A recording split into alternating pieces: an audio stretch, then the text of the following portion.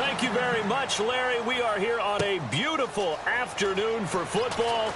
Coming up, we've got a good matchup on tap between the Green Bay Packers and the Buffalo Bills.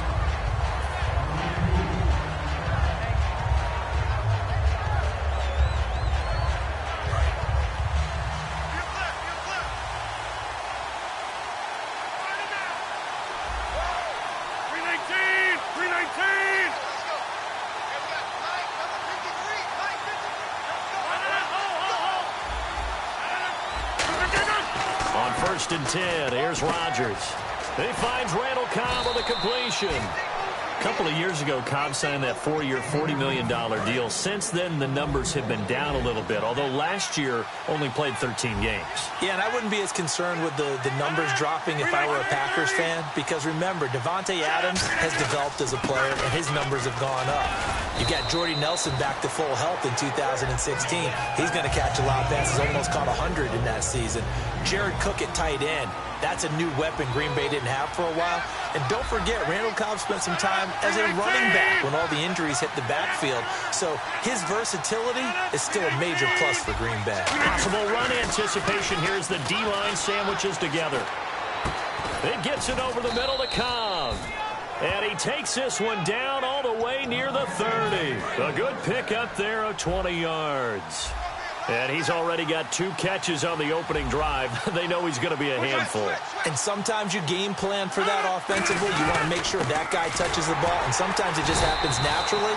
And then you change your game plan. When he has the hot hand, you keep going back to him because he's running routes with confidence as the game goes on. Here's the 11 starters on defense for Buffalo, and the new coaching staff really coming in. They can look at 2 numbers, kind of yin and yang. They're good against the pass, 6th in the league, 29th, though, against the run. But if you look at this new coaching staff that has taken over in Buffalo and trace their past, it starts with them stopping the run because they are a very aggressive, blitz-happy type of a group, but it only begins with stopping the run first. So I expect that number to improve in 2017 for Buffalo.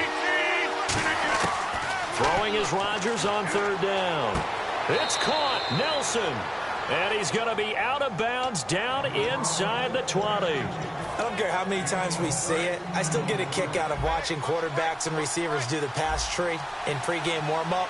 But I always remember that when we go to practices, we see that after practices as well. They really tune it up, don't they? They tune it up. They know why they do it for these situations. 1st down. And they build that trust, and that's why they're able to find him in this type of a situation.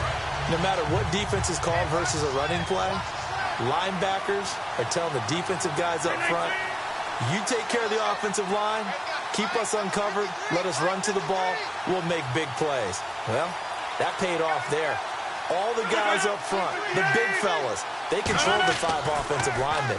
That allowed the linebackers to see the openings, sprint through the gap, and snuff that play out in a hurry. The reception good for 7. It's 3rd down. When you see zone defense and you know you've got a drag route on as your primary call, you've got to be really careful as a passer about how far you let your guy go because he might wander into some tough coverage. 3rd and 5, so they bring in an extra defensive back. An expecting pass. From the gun on 3rd down, Rodgers finds his target, Montgomery. It's a nice pickup of 12 yards, and it gives him a 1st and goal. There are a lot of tough routes to try and cover. When you see a runner come out of the backfield and run this angle. Now Rodgers not pleased with the setup. He's going to take a timeout. They'll have 2 remaining as we step aside here in this 1st quarter. Now this will be the 9th play on this drive. They'll run it with Lacy. And he'll take this one in for a Packer touchdown. Eddie Lacy taking it in. And the Packers take it right down the field and score on the opening drive. And it's good to make it 7-0 Packers.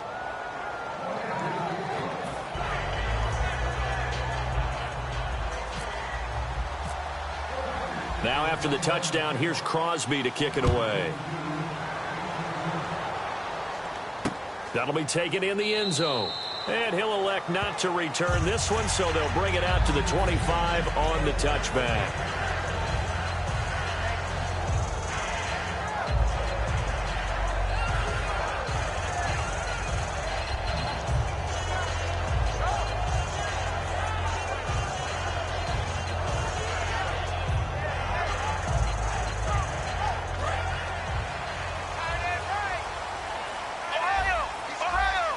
Watkins alone on the left side.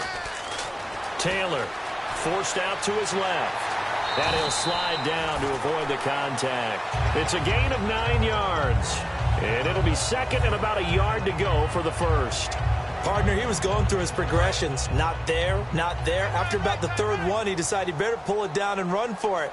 And he slides down and avoids the hit for good measure. Now Taylor, a give to the fullback Felton.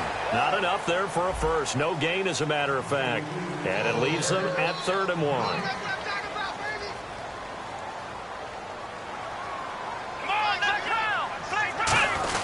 They'll see if they can pick it up here with a fullback Felton. And he's got the first before he's brought down at the 39-yard line. On 3rd and 1, it seems natural to just turn and hand it to the biggest guy you have in the backfield. But usually, he's not the primary runner. So for the defense, they're often keying on the running back because he's the guy who gets the ball more often, and the fullback is the blocker.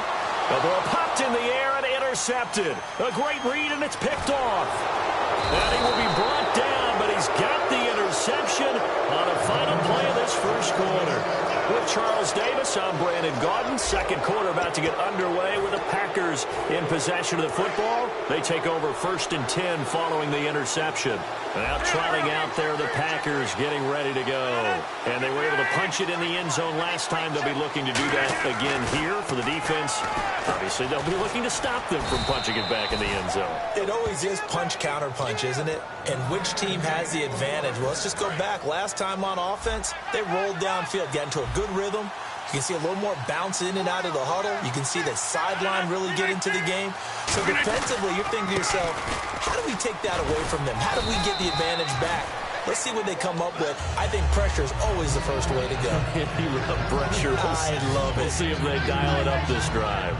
That's a good play by the guys on the defensive side of the ball. Held them to a gain of 2. And that changes the playbook a little bit now for the guy calling plays. 2nd and 8.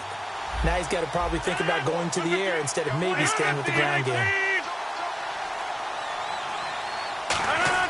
Rodgers to throw on 2nd down. That's complete right around the 8. That catch good for 5. It's 3rd down.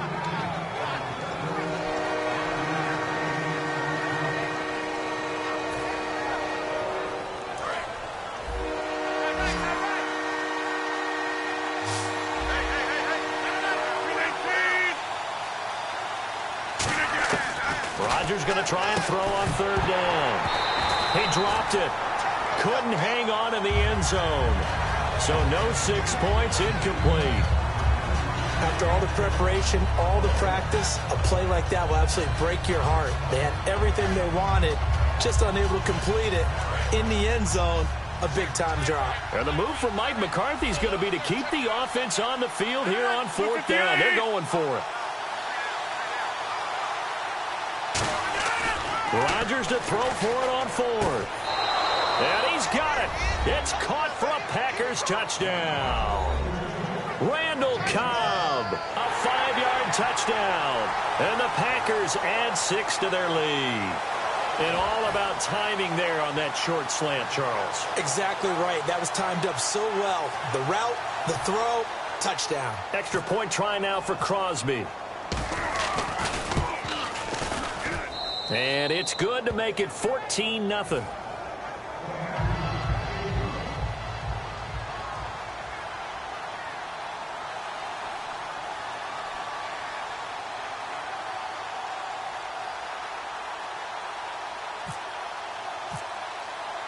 Now after the touchdown, here's Crosby to kick it away. That's fielded in the end zone. And a pretty good return here. He'll be stopped just shy of the 25 at the 24-yard line. Back onto the field now comes the Bills offense. And following the interception, we'll see what they can put together on this drive. I can hear my old college coach right now. He always used to tell us before every game, the team making the fewest mistakes will win. What they're hoping is that last mistake is their only one of the game. Coaches, that's all they talk about, turnovers, right? Minimizing those and maximizing opportunities. Rush coming, and he's taken down. Nick Perry coming hard on the blitz. He dumps him for a loss of 8. Okay, you know my bias is about to come out here. A lot of people think that the offense is just moving in the wrong direction. I'd say they're moving in the right direction because the defense is pushing them back. Former defensive guy. Now, as a quarterback, 3rd and long, you really got to rally the troops here, don't you? Yeah, you do in a big way. And what else do you have to look out for? More pressure coming at you because it seems to be working pretty well. And how about the call here? They need 2 yards in their own territory on 4th down, and they're going to go for it. Now Taylor. And it is incomplete. So certainly an interesting call there.